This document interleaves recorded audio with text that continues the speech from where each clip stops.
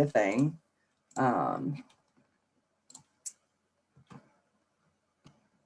Oh, awesome. You're the Zoomer that drinks all the water and the coffee. Listen, hydration is so important. All right, I am going to share my screen. Here we are. Okay. And it sounds like our audio with the live stream is working. So great. We've got other folks joining as well. Thank you everyone so much for joining. Thank you for being here. You're in the right place at the right time. I'm really grateful that you made it. Sorry about the little hiccup with the passcode. Amateur move on my part. For those of you who don't know, of course, we've got an amazing lineup of speakers. You saw the panel with the panelists from the fashion industry, some of whom are here for this conversation. Outside of that, like, it's just me. I'm a one-man band, one-woman band. So I'm managing a few devices over here, working with the audio and the chat. So just bear with me. Thank you for your patience, and thank you again for being here. It's awesome to see you all. Ashley, woohoo, is right. Yes, happy April Fool's Day. This is no joke, guys. Like, we're about to dig into something that I'm really passionate about, that our guest speakers today are also really passionate about, and something that frankly is relevant worldwide, which I'll talk about here in just a second. I just want to give people a couple more minutes to join just in case. Jen, thank you for being here. Okay, so before I introduce our speakers formally, I just wanted to talk briefly about this resale market. Like, what's the point? Why does it matter? I was doing a little bit of research this morning to kind of grab some statistics, which is not normally my style, but to help put this in context and perspective, right? These are like significant numbers. So let's just start with, well, number one, you learn something new every day. I learned something new today. I learned the word re-commerce. So you all heard Elisa, I think, specifically mention in the panel discussion the topic of e-commerce, which is obviously like the digital transformation of the consumption market, right? Like where we buy and sell our goods. So re-commerce, write that down, it's a thing. As of 2019, so just a couple of years ago, the secondhand apparel market was worth $28 billion. Let that sink in for a minute. We do have some other folks joining as well. So $28 billion in 2019, 2 years later, now in 2021, and over the next 4 years, it's projected to reach 64 billion. Insane, right? Over the past couple of years, again, that same time period, 2019 to now, we're talking about 69% in growth overall of the resale market, which is ginormous. That's 21 times faster, just to put it in perspective again, than new retail, which appears to be slightly in decline. The pandemic may or may not have anything to do with that. Hey, quick housekeeping, if you're just joining, could you mute your microphone to make sure that we get a nice clean and clear audio for the replay? I'd really, really appreciate that. So we're talking about, let's just see here. We're talking about retail and resale. Retailers, as a general rule, are even buying into this, right? I don't know if you all have heard, there are some big box brands out there who are tapping into this market. Hello. Hello, can you mute your microphone, please? Please, thank you. We'll invite everyone to jump in with questions in just a few moments. I'll introduce our guest speakers as well, and you all will have a chance to dive right into all your burning questions about the resale market. So let's talk about retailers and resale. Their global buyback programs, you all may have heard of those. Resale in particular, even those repair programs where if you buy directly from that retailer, you can then return damaged items within a certain amount of time for repair, or they'll buy them back from you, right, and resell them ultimately to other consumers. So as far as popularity, resale is super, super hot with Gen Z. We love Gen Zers. If any of you all are here, let us know in the chat. Wave your proud Gen Z flag high.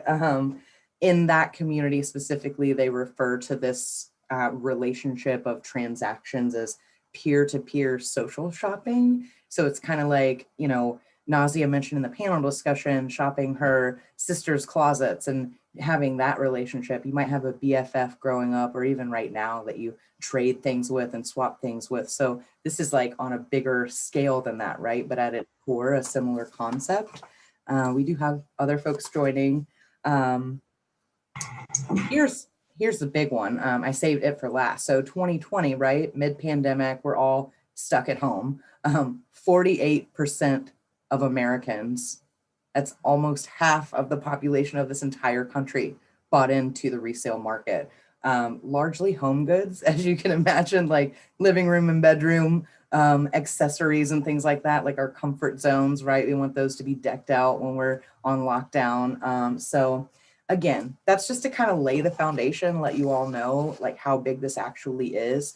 I'm really, really excited to invite Chris Guillot on stage from Merchant Method, the virtual stage, so to speak.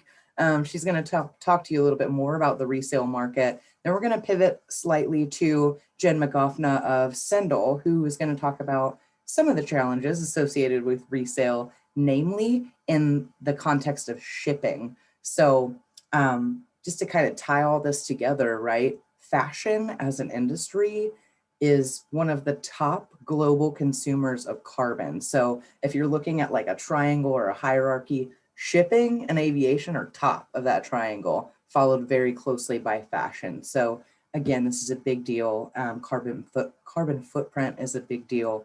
We're going to learn about that from Jenn as well. For now, I think I'm going to turn my video off and dive into the chat with you all in case you have questions, and invite, like I said, Chris Guillot from Merchant Method to dive into a couple of things of the related to the resale market today. Chris? Thank you so much, Maggie. I'm excited to be here with you. The statistics that Maggie shared is really interesting because when you think about the rise of resale, we have to acknowledge that the concept of marketplace has grown as well. And as those two have grown, you're seeing more consumer to consumer shop in your best friend's closet kind of thing. So I want to talk a little bit about the basics of reselling, just to kind of ground us in what that means in 2021 versus maybe what our parents or our grandparents might have done if we had to sit in the front lawn and do a garage sale with them. I don't know about you, but I like sat in a few garage sales and had a woman that when I was younger. So when we think about reselling, it really is about someone who's purchased an item as a consumer, or they were gifted an item and they're selling it to another consumer. So it goes from end user to other end user. And that's really what we're talking about. So an item that is resold could be brand new. Like someone could flip something and not have worn it. It could be in a pristine box. That's considered reselling.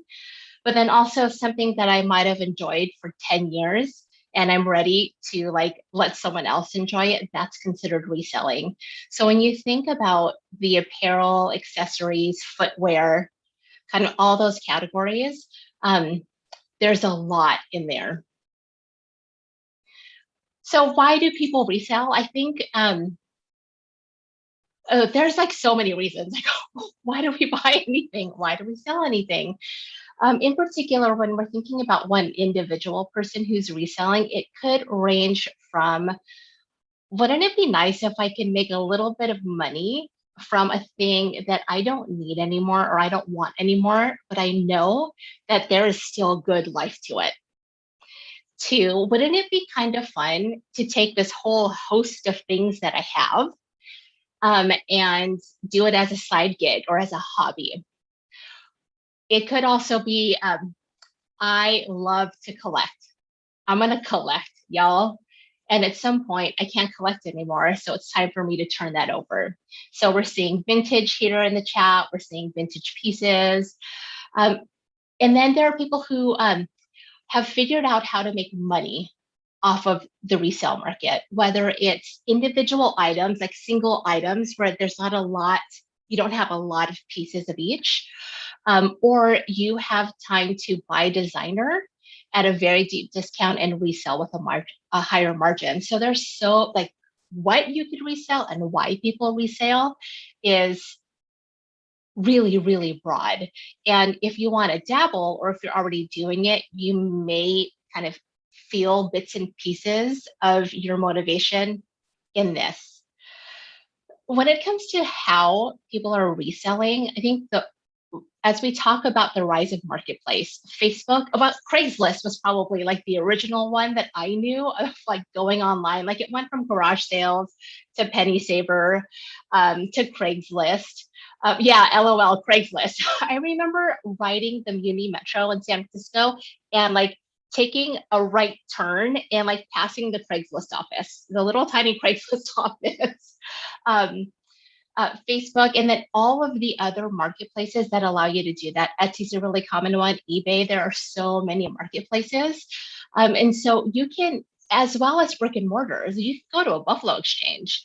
You can resell at an REI, right? So there are so many vehicles for how you can resell. Going to vintage shops, consigning.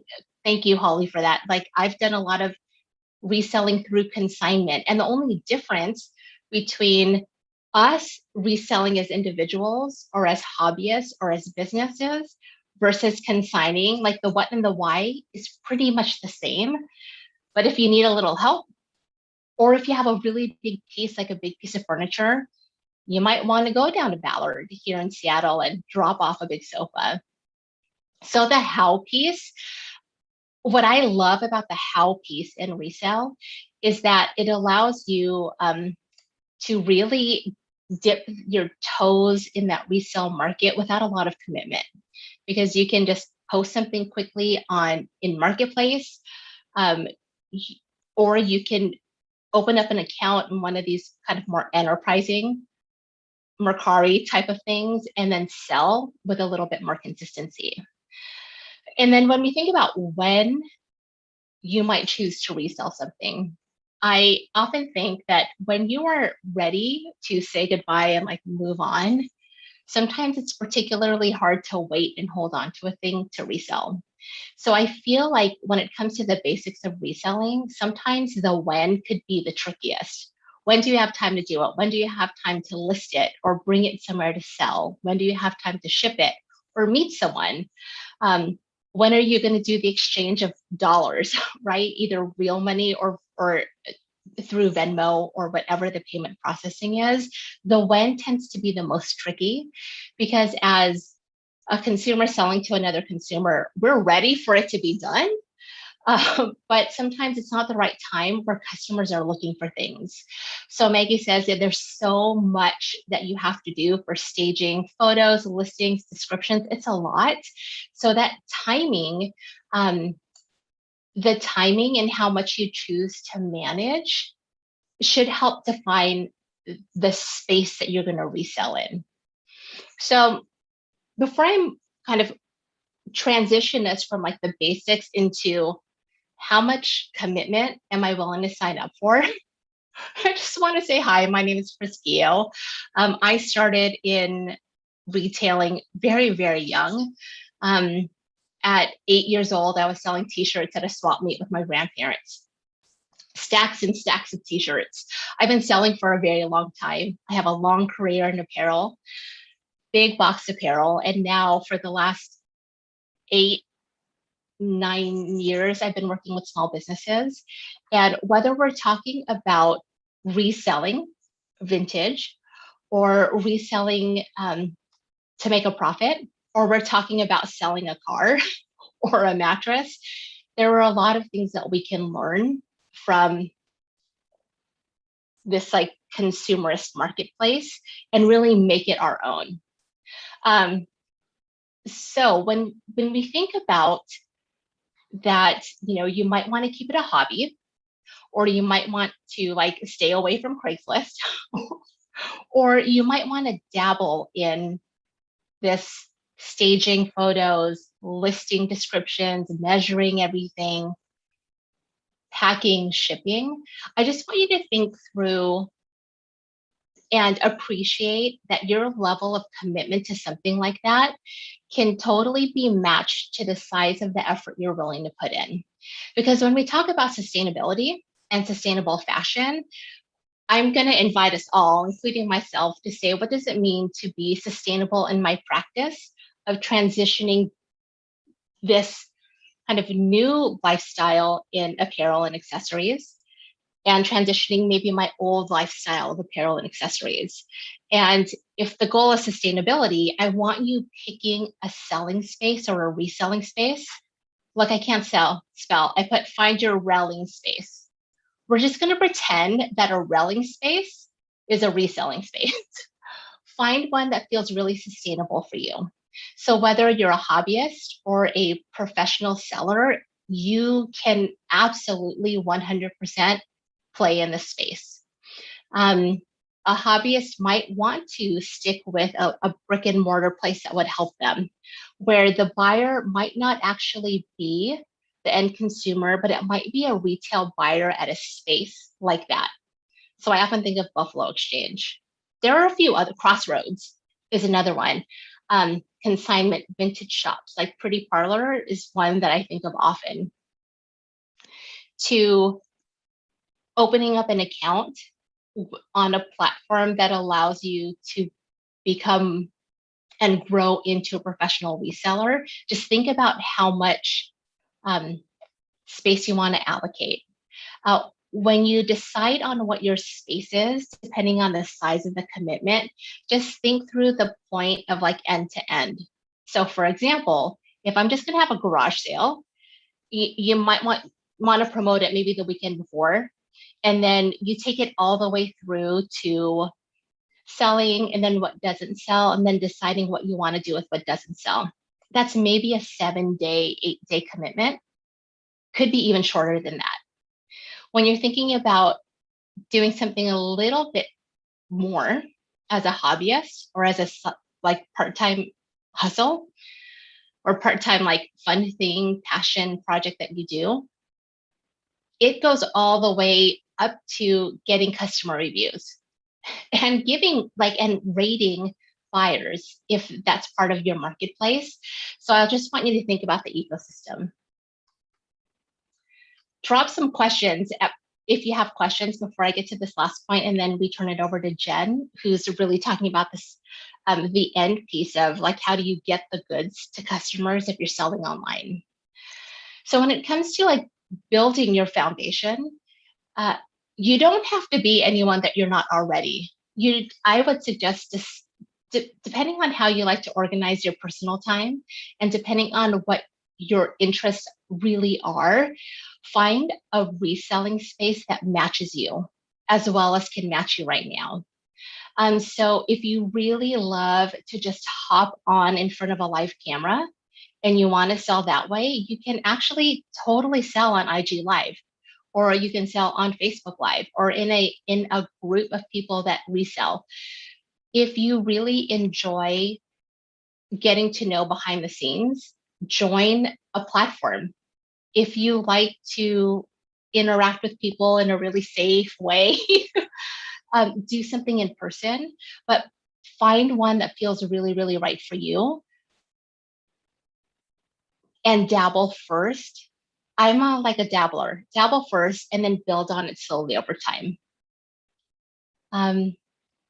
All right, so I'm just going to read through these comments really quickly and say, have you ever dabbled in resale? Okay, well, why don't we wait, right, Maggie? Let's just wait on these questions real fast, but this feels like a great time to turn this over to Jenn.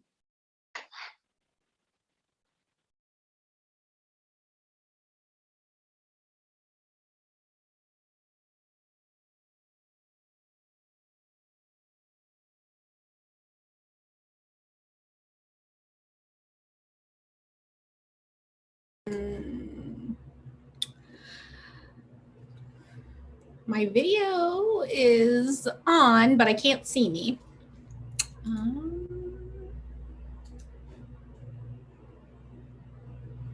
Oh, you can see it. Perfect. And then I think I'm spotlighted. Oh, here, perfect. I think I removed myself. Ah, Hello. Okay, perfect. Hi, everyone. Thanks for being here. So I'm Jen. I'm Sendle's community manager. Sendle is a 100% carbon neutral shipping service that was founded in Australia and launched in the US in 2019, kind of right before peak. I work mostly with our small business community, so folks who have e-commerce shops, Shopify, Etsy, WooCommerce, Big Cartel, things like that. I help close the feedback loop. So if there are features that you're interested in seeing or you have questions, Elise is the best. Questions about how it works, what to do, all this good stuff. Like, I'm more than happy to help. I also host our webinar series, Hey Sendler, which has been a really awesome opportunity to connect with our community during COVID. And so have been thrilled to have Chris chat with our community, have Elisa chat with our community.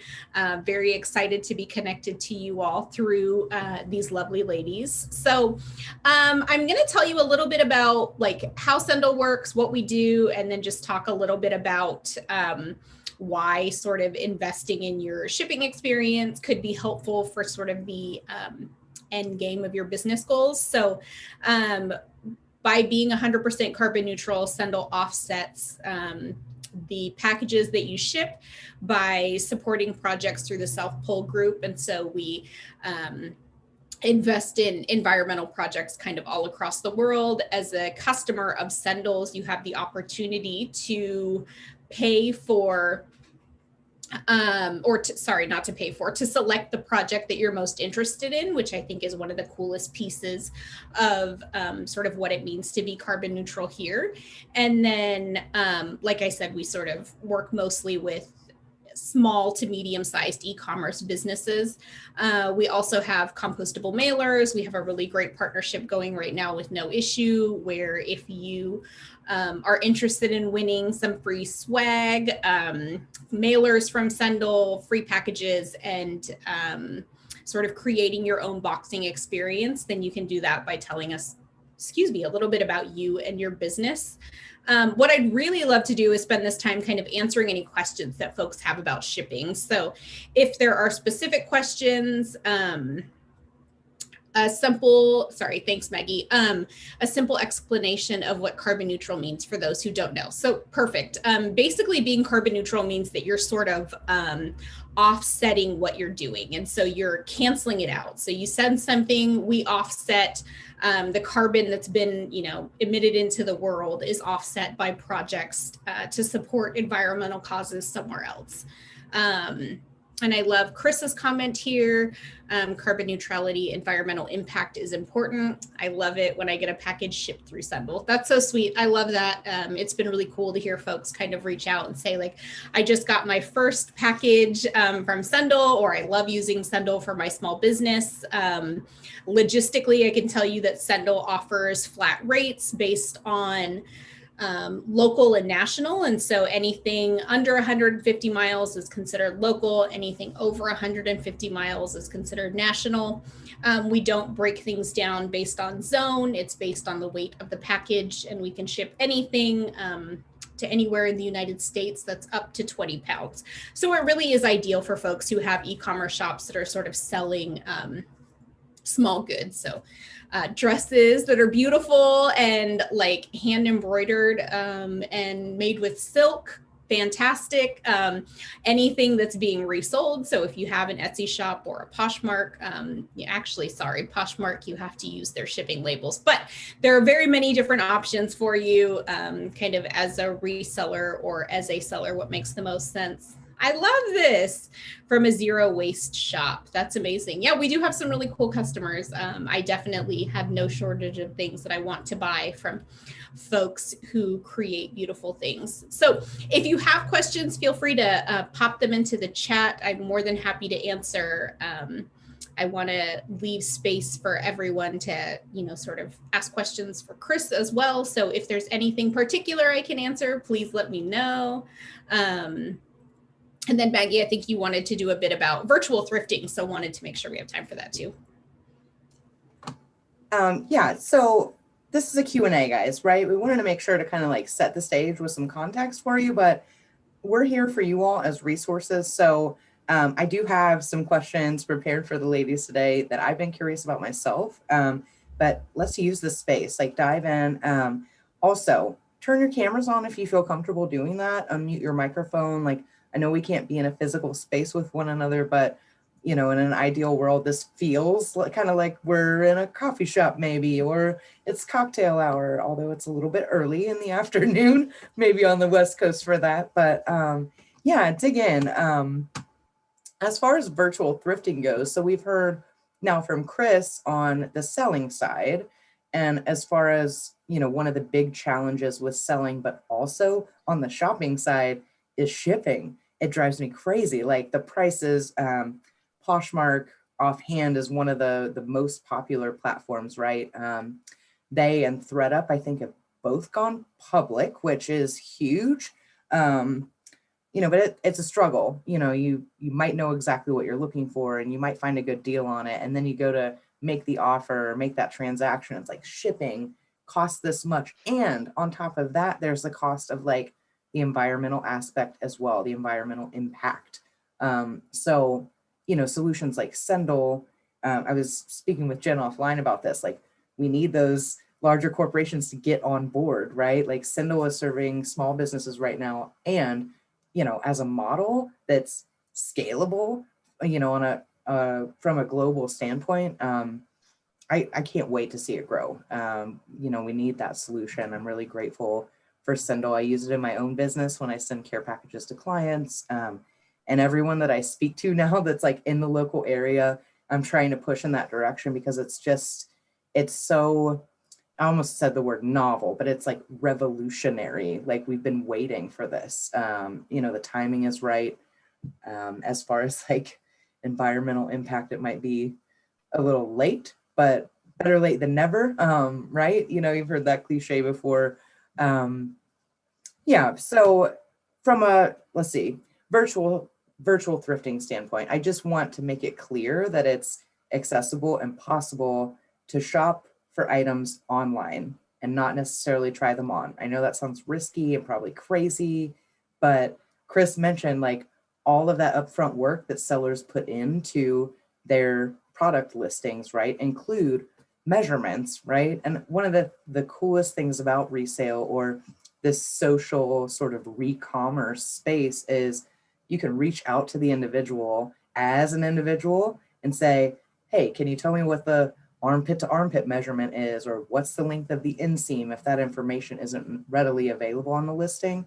So it's like this open dialogue that you just don't get in retail, right? Retail, the size of it, sheer size of it and volume, like you've got the manufacturing teams and you have marketing teams and sales teams, like who came up with the idea and who can give me a straight answer on like, what color is this actually? What does it feel like? Or who is it designed for, right? I just want to make it clear that it is possible, especially in the context of a pandemic. Like if we're not going into thrift stores, what's the alternative? If you're looking for really special pieces, unique pieces that are secondhand, that's the alternative, right? I mentioned Poshmark. Depop is another great one, especially for like streetwear, really cool, unique, dead stock. As Ashley mentioned in the panel discussion, you can find some really cool stuff that's like brand new from the 50s, 60s, 70s with tags still on, right? Not only is it cheaper, 95% at least cheaper than retail. It kind of sets the stage for making it possible to keep like a rotation, right? So I don't know how often you all refresh your wardrobes. We'll talk more about managing your wardrobe and optimizing your wardrobe in the 3 o'clock workshop. But it's really nice for me personally. My weight fluctuates like crazy. So what if I've busted out of, a blouse that doesn't button anymore? One of many examples, right? I can take all those items that don't fit any longer, put them out there for sale, and whatever the proceeds I make, little or large, can then be reinvested into pieces that actually do work for me. What about you all in the chat? Have you ventured into the virtual thrifting space ever? Try to keep an eye out for questions as well. Let's see. Okay, we've got somebody who's tried ThreadUp. Yeah, they're super popular. I think they actually do like a subscription box service too, which is kind of cool. Here's a question, and I don't know, like probably Chris, you might be the best to answer it, but what about the retail market buying into the resale market? And how do you how can you as a consumer differentiate between what is legit, let's say, and what is like marketing ploy? This is hot and a trend and we're going to capitalize on it. That's tough. That's a really good question. When larger retailers move into the resale space, it's a service to the customer. Things like repair services, things like buying it back from you so that you get credit is absolutely customer service, customer loyalty, customer nurturing. Larger companies that do that, that's like not a moneymaker. So it really is about helping their customers see that there's value in the life of products they buy from that brand, even if they no longer want to use it. And it keeps them in their ecosystem. So that's what that is. They're not making money from it. It's quite difficult to manage. But it's smart from a customer care, customer loyalty perspective, and it's smart from a branding perspective when you see bigger companies play in the space. It seems like, the answer to what customers are asking for, right? It's like been years in the making that there's kind of like a global shift in consciousness almost for consumers. They care more, right, about where these things come from, and they don't want to buy into that like revolving door of like, buying 2-3 new wardrobes every season or whatever that looks like, right? So right. That's good to hear that it's more about the customer and less about like the market. And yeah, like resale, when you're talking about doing it as a side hustle or a full-time job, it is a lot of work. I haven't crunched the numbers like, okay, if I invest this much time and like, here's what my, price per unit is, what does that look like? I'm probably not making very much. But yeah, that's, what about the shipping piece, Jen? Like right now, obviously Sendle is prioritizing small business. Do you see an outgrowth of that to like larger corporate markets? Is there any hope for Sendle getting bigger or partnering maybe with larger organizations to deliver that on a bigger scale? Yeah, I think anything's kind of possible. I think it's really exciting to think about, more organizations, larger kind of retail, shops coming to sort of think about or talk about sort of their environmental impact. I think it is happening in some spaces already. So, like even looking at fast fashion, Madewell ships all of their packages carbon neutrally with UPS. So I think that there are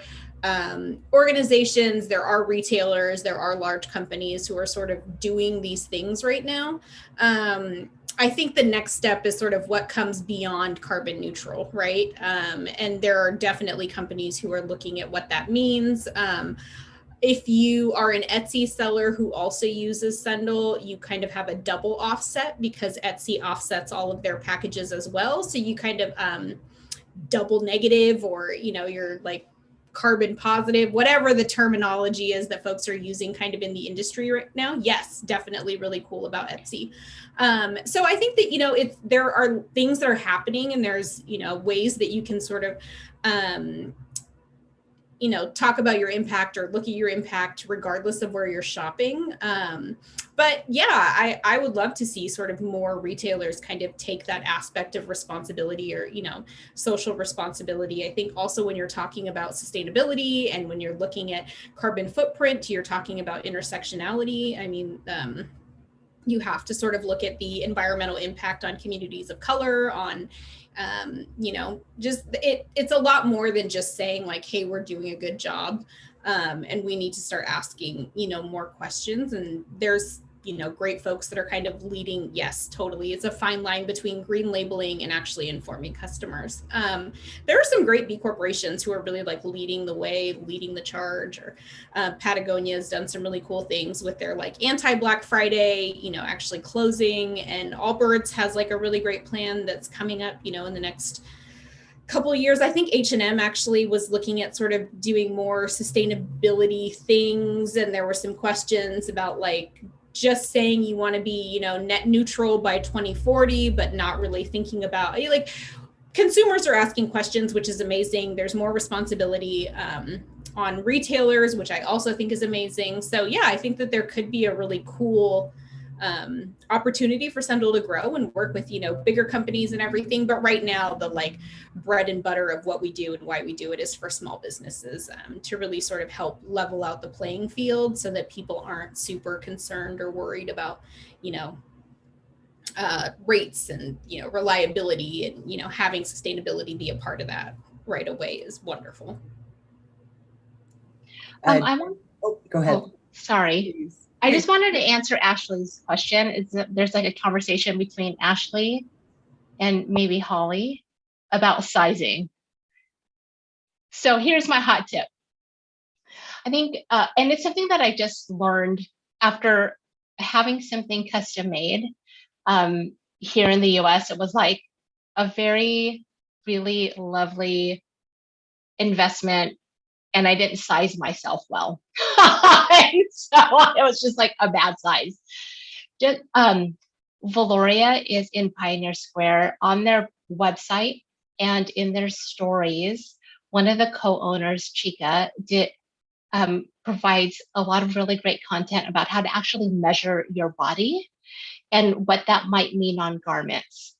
And it actually starts with measuring your garments, not your body.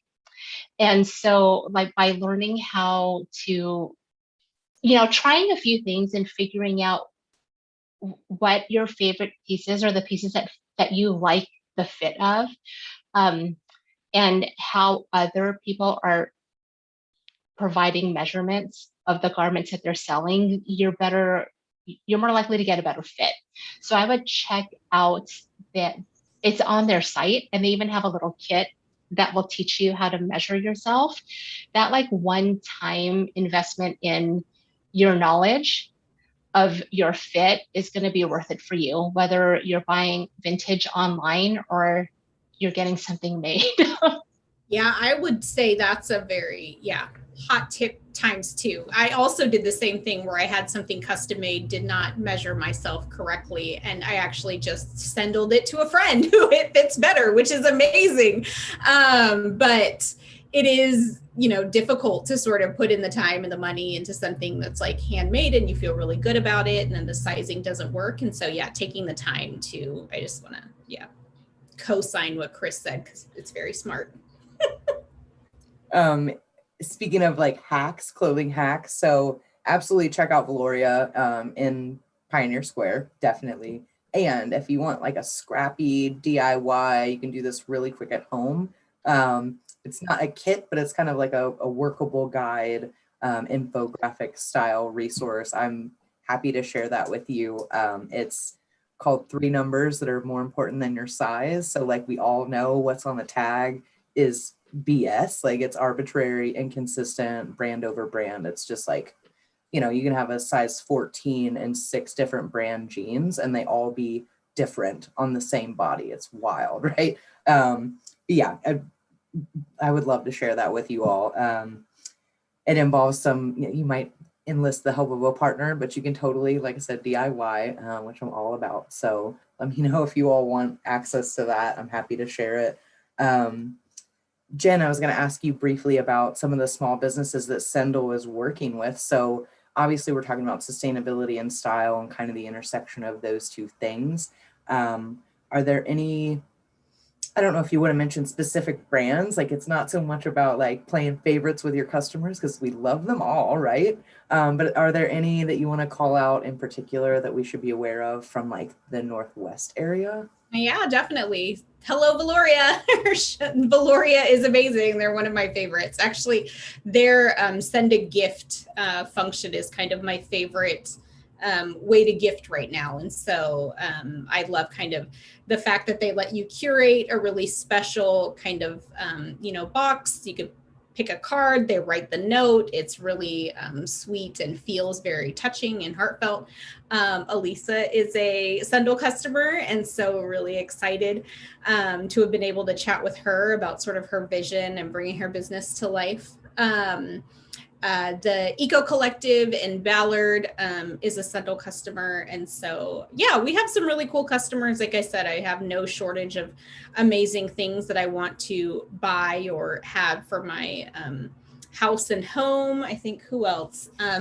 Natural Ash is not from the Northwest, but in Harlem. She makes a body butter that's amazing. She's an oncology nurse by day and sort of a entrepreneur by night / when she's not in the oncology unit. So yeah, I've been able to chat with some really cool folks, and I keep meeting people kind of all across the country who are doing really amazing, wonderful things. And I'm more than happy to kind of support. I am particularly passionate about supporting like small women-owned businesses, women of color-owned businesses. And so the three I just mentioned are all women and partially women of color-owned businesses. So it's really important to me to be able to kind of amplify those brands and support them with my money.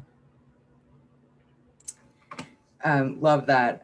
And yes, like, hopefully it's clear to the audience, hopefully it's clear to you all as speakers as well, like we're kindred, like we share that as a core value is really important to, it always is important to me.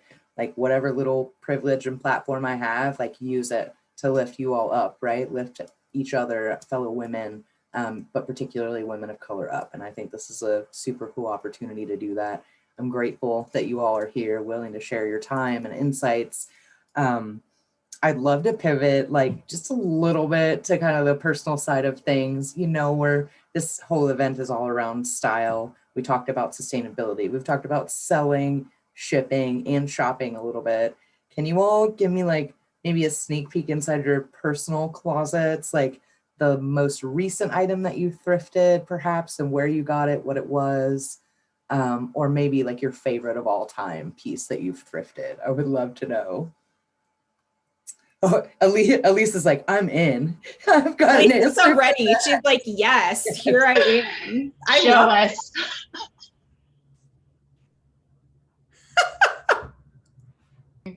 Yeah, so I'm renovating, and hi everyone, my name is Elise Guillot. I'm one of the panelists for today. Hi, so I'm in the midst of moving houses, and I forgot I bought this. I thrifted this at Seattle Goodwill. It's like an 80s velvet little. Okay, so good jacket. I know, isn't it cute?